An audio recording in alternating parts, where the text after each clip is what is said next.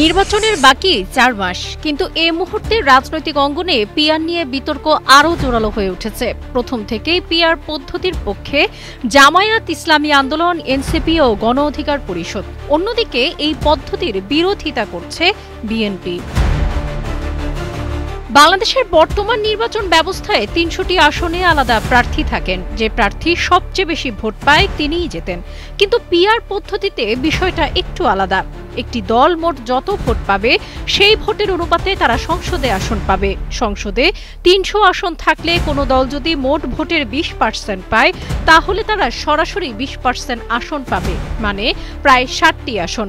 অর্থাৎ ভোটাররা প্রার্থীর বদলে দলকে ভোট দেন। নির্বাচন ব্যবস্থা সংস্কার কমিশনের প্রধান ও সুজন সম্পাদক ডক্টর বদিউল আলম মজুমদার বলেছেন, নিম্নকক্ষ আসন ভিত্তিক আর উচ্চকক্ষ নির্বাচন পিআর পদ্ধতিতে হওয়া দরকার।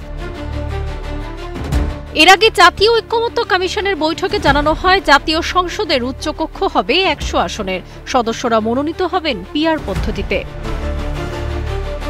Sweden, Norway, Denmark, Finland, Spain, Portugal, Belgium, Switzerland, Austria, ইতালির এই দেশগুলো পিআর পদ্ধতির ব্যবহার করে। নেপালেও আংশিকভাবে পিআর পদ্ধতি ব্যবহার করা হয়।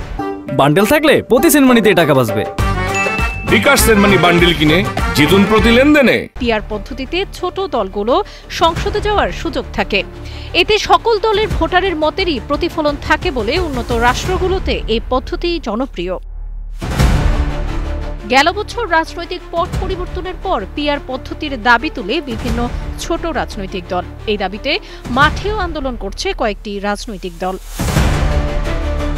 বিশ্লেষকরা বলছেন, ছোট রাজনৈতিক দলগুলো এই পদ্ধতির কথা বললেও এই ব্যবস্থার বাস্তবায়ন নিয়ে জটিলতা রয়ে গেছে।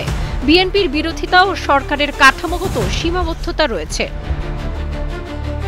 পিআর পদ্ধতি চালু করতে হলে সংবিধান সংশোধন করতে হতে পারে। এর জন্য প্রয়োজন জাতীয় ঐক্যমত্য। একই সঙ্গে নির্বাচন কমিশনেরও নতুনভাবে নির্বাচনের প্রস্তুতি নিতে হবে। কিভাবে আসন বণ্টন করা হবে সে বিষয়টি নির্ধারণেও জটিলতা রয়েছে। এছাড়াও জোটভিত্তিক সরকার গঠন হলে দীর্ঘমেয়াদে সেই সরকার টিকে থাকা নিয়েও সংশয় রয়েছে বিশ্লেষকদের।